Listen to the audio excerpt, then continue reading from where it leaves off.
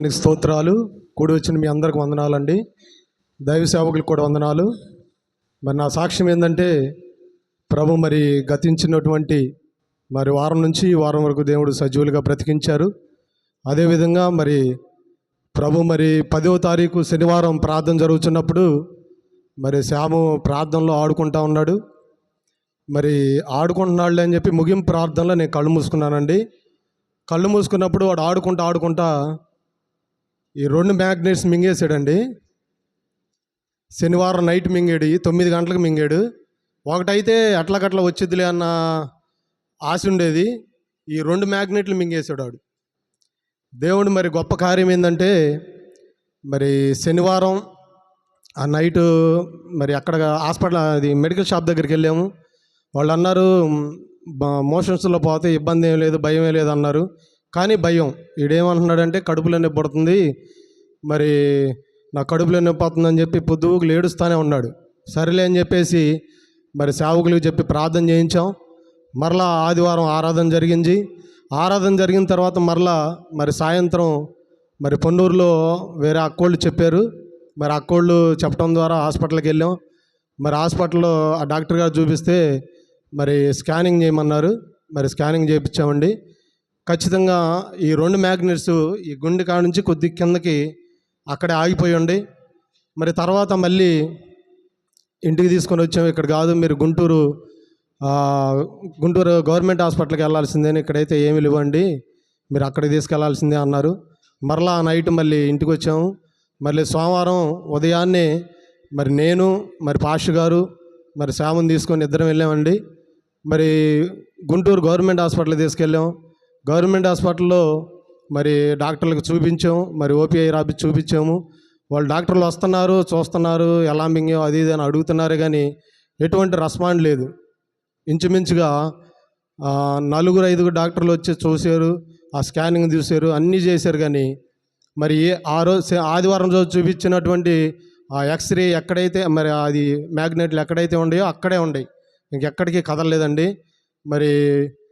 ఒకటే ప్రార్థన చేసుకున్నాం, ప్రభువా ఏదేమైనా నువ్వే గొప్ప కార్యం చేయాలి అని చెప్పేసి ప్రార్థన చేసుకున్నాం. అయితే హాస్పిటల్లో ఎవరు కూడా ఏం రెస్పాండ్ లేదు, అదేం కాదు, అవి వాష్రూమ్లో పోతాయి అని చెప్పేశారు. ఏదైతేనే మీరు కొద్దిగా ఆ అబ్బాయిని కొద్దిగా జాగ్రత్తగా ఉంచుకోవాలి, కడుపులో నొప్పి కానీ వాంతులు కానీ అవ్వకూడదు అన్నారు. కానీ ఆ రోజు మళ్ళీ సోమవారం ఇంటికి తీసుకొచ్చాం. సోమవారం మళ్ళీ 4 గంటల దాకా హాస్పిటల్లోనే ఉండామండి. హాస్పిటల్లో ఉంటే ఇక్కడ కాదులే అని చెప్పేసి బయట చూపిద్దాము అని చెప్పేసి అనుకుంటున్నప్పుడు పాష గారు అయితే బయటికి వెళ్ళాడు. మన అన్నోళ్ళు కూడా మన అన్నోళ్ళు ఇద్దరు ఫోన్ చేసి, అలా కాదన్నా, మీరు గవర్నమెంట్ హాస్పిటల్లో కాదు, బయటికి వెళ్ళండి, బయట పలానా చోట అయితే మీకు పని జరిగిద్ది, మీరు భయపడాలని పని ఏమి లేదు, దాని గురించి భయపడవద్దన్నా, మేము ప్రార్థన చేస్తున్నాం, మీకేం భయం పడవద్దని చెప్పి వాళ్ళు ధైర్యపరుస్తూనే ఉన్నారు. కానీ ఒక పక్క భయం, ఎందుకంటే చిన్నపిల్లవాడు కదా, ఏదన్నా అయిద్దేమో. అదిగాక ఏంటంటే ఏదన్నా గుండ్రం ఉన్నవి అయితే వచ్చేస్తాయి. ఏంటంటే స్టార్ షేప్ అనమాట. ఈ 2 మ్యాగ్నెట్లు స్టార్ షేప్లో ఉన్నాయి. అవి ఏంటంటే మధ్యలో ఏడన్నా ఆగిపోతాయేమోనని భయం వేసింది. కానీ ఎప్పటికప్పుడు కడుపులోనే పంటానే ఉన్నాడు, మళ్ళీ ఏమో పడుకుంటున్నాడు, మళ్ళీ ఆడుకుంటున్నాడు, మళ్ళీ బాగానే ఉంటున్నాడు దేవుడి దయ వల్ల. మళ్ళీ శనివారం ఆ రోజు హాస్పిటల్కి తీసుకెళ్తే స్కానింగ్లు, బ్లడ్ టెస్టులు ఇవన్నీ చేశారండి. చేసిన తర్వాత ఎండోస్కోపీ వేయాలన్నారు. డాక్టర్ గారు ఎండోస్కోపీ చూడటానికి తీసుకెళ్ళినప్పుడు ఆ టేబుల్ మీద వాడిని పండేసి ఎండోస్కోపీ నోట్లో వేసారండి. వేసి తర్వాత నన్ను పిలిచి ఇదిగోయా ఇట్లా ఉన్నాయి, వాడు ముందు ఏదో తినుండాడు, అది పోతే కనుక మేము తీయగలుగుతామని చెప్పి డాక్టర్ చెప్పారు. అయితే నాకు స్పష్టంగా దాంట్లో కంప్యూటర్లో చూపించారండి. ఆహారం తినకుండా వస్తేనే దాన్ని మేము తీయగలుగుతాం, లేదంటే మేమేం చేయలేమయ్యా అని అన్నారు. సరే ఏదేమైనా మళ్ళీ రేపు ఉదయం పొరగడుపుని తీసుకురండి, తీసుకొస్తే దాన్ని బట్టి మేము తీస్తాము అని చెప్పారు. ఏదేమైనా మరలా అక్కడ మళ్ళీ ప్రార్థన చేయించుకొని మరలా బయలుదేరినప్పుడు ఏం జరిగిందంటే, ఆ సాయంత్రం ఇంటికి వచ్చిన తర్వాత మరలా ఆకలి అవుతుంది అన్నాడు, అన్నం తిన్నాడు, స్నానం చేసి పడుకున్న తర్వాత మరలా కడుపులో నొప్పి అంటున్నాడు. అదే కదా డాక్టర్లు చెప్పింది, కడుపులో నొప్పి రాకూడదు అన్నారని చెప్పేసి మరలా సేవకుల చేత ప్రార్థన చేయించాం. పొట్టంతా ఏసు రక్తం రాపించామండి. ఏసు రక్తం రాపించిన తర్వాత పడుకున్న తర్వాత మరి పాస్టర్ గారు వాళ్ళు పాస్టర్ గారు వాళ్ళు ఇద్దరు మరి వారి కోసం ఉపవాసం ఉండి ప్రార్థన చేస్తున్నారు.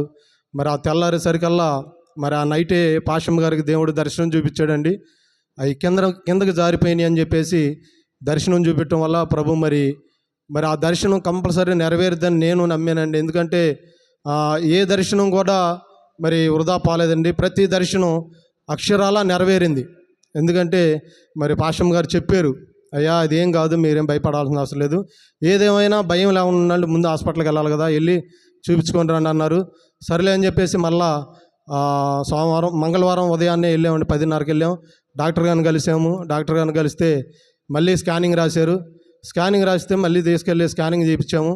ఆ స్కానింగ్లో మళ్ళీ అది కనపట్ల, ఏం చేయాలో అర్థం కాలేదు. మళ్ళీ ఆ స్కానింగ్ తీసి అన్న ఏం చేశాడంటే మరలా ఇంకో కొంచెం కిందకి తీసాడండి. కిందకి తీసినప్పుడు మరి దైవ సేవకులకు చెప్పినటువంటి మరి ఆ దర్శనం ప్రభు నెరవేర్చాడండి. దేవునికి స్తోత్రం అనుకున్నాను నేను. ఎందుకంటే అది దేవుని కార్యం కానీ మనం చేసేది కాదండి. అది గొప్ప కార్యం అండి. ఖచ్చితంగా వాష్రూమ్లోకి వచ్చేసింది, ఇబ్బంది ఏం లేదు, పడిపోయింది అన్నారు. ఆ స్కానింగ్ తీసుకొచ్చి డాక్టర్ గారికి చూపించాను. మరి చూపించినప్పుడు డాక్టర్ గారు కూడా ఒకటే చెప్పాడు, బాత్రూంలో పడిపోయింది, ఇంకేం ప్రాబ్లం లేదు, మీరు భయపడాల్సిన పని లేదండి అని అన్నాడు. పాస్టర్ గారు వెళ్ళాడు, నేను వెళ్ళలేదండి. ఎందుకంటే నాకు భయం వేస్తుంది, వాడికి ఏదన్నా జరిగిద్దేమో అన్న భయం వేస్తుంది. అందుకని ఇక నేను వెళ్ళకుండా పాస్టర్ గారు వెళ్ళాడు, చూపించుకొని వచ్చేసాడు. వచ్చేసిన తర్వాత ఇంటికి కాకుండా మరలా సేవకులు కోటానికి వెళ్ళామండి. మరి పాస్టర్ గారు వాళ్ళు ప్రతి నెల వెళ్తూ ఉంటారు, 2వ మంగళవారం. మరి ఆ సేవకులు కోటానికి నేను మరి శ్యాము మేము ముగ్గురం వెళ్ళామండి.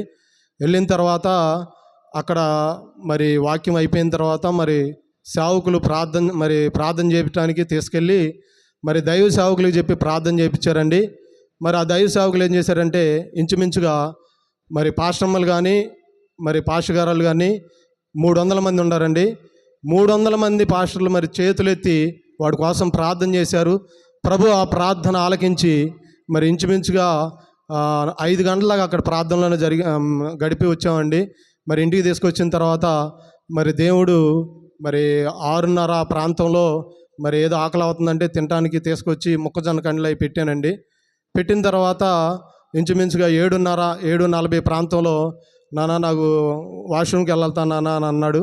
అప్పుడు నేను మళ్ళీ బయటికి తీసుకెళ్ళాను. ఏదేమైనా ప్రభా మరి సేవకులు ప్రార్థన చేశారు, దైవ సేవకులకి మీరు దర్శనం చూపించారు ప్రభా, అది కంపల్సరీ మీరు నెరవేరుస్తారని నేను నమ్ముచున్నానయ్యా. ఈ వాష్రూమ్లు తప్పనిసరిగా అది పడిపోవాలయ్యా అని చెప్పి నేను మనసులో ప్రభువును ధ్యానించుకుంటానే ఉన్నాను. మరి ఖచ్చితంగా ఫస్టే మరి ఆ వాష్రూమ్లో అది పడిపోవడం జరిగిందండి. ఈ 2 పడిపోయినాయి. తర్వాతే మరి మన నార్మల్గా పడిపోయింది. మరి దేవుడు గొప్ప కార్యం చేశాడండి. అదేవిధంగా మరి సుశీలకు కూడా మరి తడపర పోసినప్పుడు ఆ బిడ్డకి మరి ఆ టాబ్లెట్లు మరి ఇన్ఫెక్షన్, మరి ఆ టాబ్లెట్లు మరి అవి గిట్టకో ఏమో ఆ బిడ్డ మరి పిట్సులు వచ్చినట్టు పడిపోయింది. మేమైతే లేవండి, శామని తీసుకొని హాస్పిటల్కి వెళ్ళాం. మరి ఆ పాస్టర్ అక్కను మరి నిర్మల మాత్రమే ఉన్నారు. మరి వాళ్ళిద్దరూ మరి ఎంత కేకేసినా ఆ అమ్మాయి పలకట్లేదు, మరి కదిలాట్లేదు. ఒక్కసారిగా పాస్టర్ అక్క అయితే మరి 2 దెబ్బలు కొట్టేస్తే అప్పుడు అందంట. కానీ ఈ సంవత్సరం దేవుడిచ్చిన వాగ్దానం ఏంటంటే నేనే మిమ్మల్ని ఓదారుస్తాను అన్న వాగ్దానం ప్రభు నా పట్ల మరి పిల్లల పట్ల ప్రభు నెరవేర్చాడండి. మరి ఇదే నా చిన్న సాక్ష్యం. దేవుడు దీవించునుగాక. ఆమేన్. హల్లెలూయా. దేవుడు చిన్న బిడ్డల పట్ల ప్రభు చేసిన మేలు ఉపకారముల కొరకు 2 చేతులు చాపి గట్టిగా స్తోత్రించుదాం. చేతులు పెద్దకు చెప్దాం, స్తోత్రం చెప్దాం. స్తోత్రం స్తోత్రం స్తోత్రం స్తోత్రం స్తోత్రం స్తోత్రం స్తోత్రం.